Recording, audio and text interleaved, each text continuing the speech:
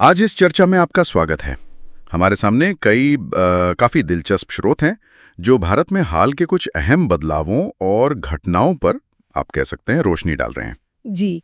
हम बात करेंगे किसानों के लिए लोन पॉलिसी में बदलाव की, बैंकिंग नियमों में कुछ नए पेंच, फिर जलमार्ग से माल ढुलाई की एक नई स्कीम आई है। हाँ, जलवाहक। हाँ, और अर्थव्यवस्था को आंकने के पैमाने में भी फेरबदल है। एक बड़ी नदी जोड़ो परियोजना के फायदे नुकसान पर भी बात होगी और आखिर में संसाधन खोज में भारत कहाँ खड़ा है इस पर भी। तो हमारा इरादा है कि इन सभी स्रोतों से जो काम की जानकारी है उसे निकालकर समझें कि इन सब का भारत की अर्थव्यवस्था पर, पर्यावरण पर और हम सब आम लोगों के जीवन पर क्या असर पड़ सकता है। तो चलिए इन मुद्दों की तह तक चलते हैं। सबसे पहले किसानों से जुड़ी एक खबर लेते हैं। ऐसा लग रहा है कि छोटे किसानों के लिए कर्ज लेना शायद थोड़ा आसान होने वाला है। आरबीआई ने वो जो बिना गारंटी वाले लोन की सीमा है उसे बढ़ाया है। जी बिल्कुल। छोटे और सीमांत किसानों के लिए ये सीमा 1,60,000 रुपए। अब इसे बढ़ाकर 2 लाख रुपए कर दिया गया है। अच्छा। और देश के करीब आप मानिए 86% किसान इसी श्रेणी में आते हैं। तो लक्ष्य यही है कि उन तक पैसों की पहुंच थोड़ी और बढ़े। उन्हें बस अपनी पहचान और जो जरूरी दस्तावेज है वो दिखाने होंगे। वैसे एक बात और है, किसान क्रेडिट कार्ड यानी केसीसी पर 3 लाख रुपए तक के लोन मिलते हैं और उस पर प्रभावी ब्याज दर सिर्फ 4% ही रहती है। वो सुविधा तो पहले से है। हाँ, वो तो है। तो उम्मीद तो यही है कि इससे छोटे किसानों की निर्भरता थोड़ी कम हो साहूकारों पर। खैर, देखते हैं इसका असर कैसा रहता है। अब जरा बैंकिंग की तरफ चलते हैं। एक नया कानून संशोधन विधेयक है 2024 का। इसमें ये जो नॉमिनी वाला नियम है ये काफी बदला हुआ सा लग रहा है। हाँ, ये वाकई एक अहम बदलाव है। देखिए, अब बैंक खाता धारक एक के बजाय 4 नॉमिनी तक बना सकते हैं। 4? जी हाँ, 4। और ये या तो सक्सेसिव हो सकते हैं, मतलब एक के बाद एक हकदार, या फिर साइमल्टेनियस यानी एक साथ हिस्सेदार। अच्छा। इससे होता ये है कि अगर कोई अप्रत्याशित घटना हो जाए तो बाद में पैसों का दावा करना थोड़ा आसान हो सकता है। बिल्कुल। पर हाँ, बैंक लॉकर के मामले में सिर्फ सक्सेसिव नॉमिनी ही रख सकते हैं। और एक और चीज थी इसमें, पर्याप्त हित या सब्सटैंशियल इंटरेस्ट की परिभाषा, उसमें भी कुछ बदलाव हैं। इसका क्या मतलब हुआ आम लोगों या कंपनियों के लिए? देखिए, पहले नियम था कि अगर किसी डायरेक्टर का कंपनी में 5 लाख रुपए या फिर 10% पेड अप कैपिटल, मतलब कंपनी में लगी कुल पूंजी का 10वां हिस्सा, इन दोनों में से जो भी कम हो उतना हित होता था तो उसे पर्याप्त हित मानते थे। ठीक है। अब इस रकम को बढ़ाकर 2 करोड़ कर दिया गया है, या फिर वही 10% पेड अप कैपिटल जो भी कम हो। इसका असर कंपनी के फैसलों पर, उसकी गवर्नेंस पर पड़ सकता है। और हाँ, एक और बात, सहकारी बैंकों के निदेशकों का कार्यकाल चेयरमैन और पूर्णकालिक निदेशक को छोड़कर 8 साल से बढ़ाकर 10 साल किया गया है। और जो डिविडेंड या शेयर 7 साल तक क्लेम नहीं किए जाते, वो निवेशक शिक्षा और संरक्षण कोष यानी IEPF में चले जाएंगे। अच्छा, ठीक है। तो ये तो भी बैंकिंग की बात। अब जरा परिवहन पर आते हैं। सरकार कुछ जल मार्गों पर फोकस कर रही है। जलवाहक नाम की कोई स्कीम आई है। बिल्कुल, ये कार्गो प्रमोशन स्कीम है।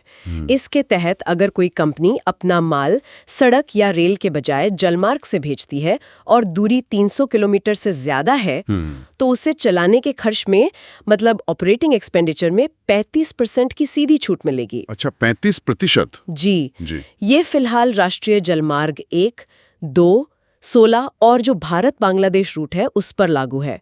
और एक बात देखने वाली है कि पिछले 10 सालों में जलमार्गों से माल ढुलाई काफी बढ़ी भी है, मतलब 18 मिलियन टन से बढ़कर 133 मिलियन टन तक पहुंच गई है। 35% छूट तो मतलब काफी आकर्षक है। लेकिन सवाल ये भी उठता है कि क्या हमारी जलमार्ग वाकई इतने बड़े पैमाने पर ढुलाई के लिए तैयार हैं अभी? इंफ्रास्ट्रक्चर कैसा है वहाँ? खैर, आगे बढ़ते हैं। अर्थव्यवस्था के पैमाने पर जीडीपी मापने का जो आधार वर्ष है वो बदला जा रहा है। जी हाँ, आधार वर्ष अभी 2011-12 है। इसे बदलकर 2022-23 किया जा रहा है और ये फरवरी 2026 से लागू होगा। अच्छा, 2026 से। जी। इसका मुख्य मकसद यही है कि अर्थव्यवस्था में जो ढांचागत बदलाव आए हैं, जैसे कौन सी इंडस्ट्रीज नई उभर रही हैं, कौन सी शायद उतनी महत्वपूर्ण नहीं रहीं, उन सबको सही से शामिल किया जा सके।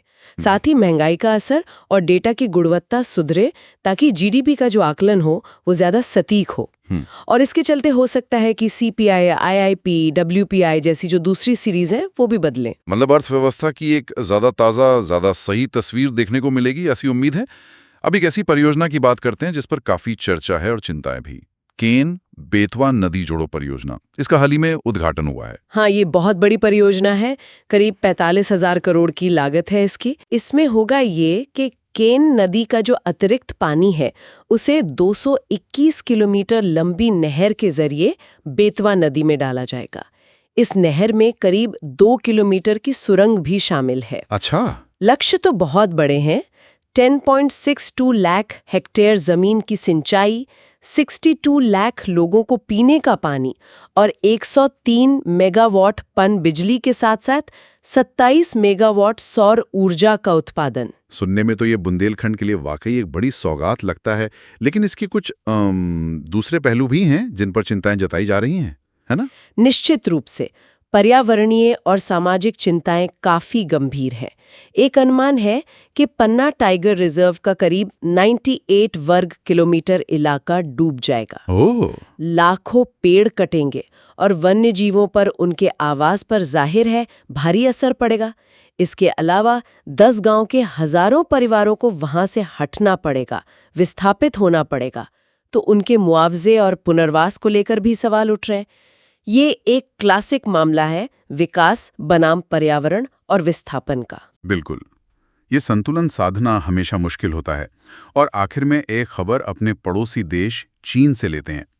वहां शायद दुनिया का सबसे बड़ा सोने का भंडार मिला है। हाँ, ऐसी खबरें हैं। करीब 7 लाख करोड़ रुपए की कीमत का अनुमान लगाया जा रहा है। ये असल में दिखाता है कि चीन अपने देश में खनिज खोजने पर, मतलब एक्सप्लोरेशन पर, कितना ज्यादा निवेश कर रहा है। और भारत की क्या स्थिति है इस मामले में? इसकी तुलना में देखें तो भारत में संभावनाएं तो बहुत हैं, लेकिन हमने अपने भूगर्भीय संसाधनों का बहुत छोटा हिस्सा ही असल में खोजा है। शायद सिर्फ 10% के बारे में हमें पता है, और उसमें से भी खनन तो मुश्किल से 2% पर ही हुआ है। सिर्फ 2%? जी। इसकी वजह शायद फंड की कमी मानी जाती है और खोज में जो जोखिम होता है उसका डर भी। जबकि ऑस्ट्रेलिया जैसे देश हैं जिन्होंने अपने यहाँ 90% तक खोज पूरी कर ली है। ये एक बड़ा अंतर है। तो हमने देखा कि कैसे अलग-अलग क्षेत्रों में बड़े बदलाव हो रहे हैं या उनकी योजना बन रही है। किसानों को राहत देने की कोशिश है, बैंकिंग में नए नियम आ रहे हैं, परिवहन के नए विकल्प तलाशे जा रहे हैं, अर्थव्यवस्था को मापने के तरीके बेहतर हो रहे हैं।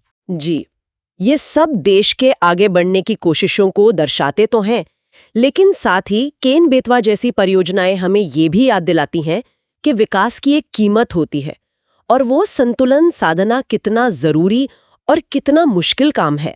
और हाँ, सोचने वाली बात शायद ये रह जाती है कि क्या हम आज की जरूरतों को पूरा करने की इस भागदौड़ में संसाधन खोज जैसे उन कामों पर पर्याप्त ध्यान और पैसा लगा पा रहे हैं जो शायद आज उतने जरूरी न लगें, लेकिन भविष्य में देश के लिए शायद बेहद फायदेमंद साबित हो सकते हैं। इस पर विचार जरूर कीजिएगा।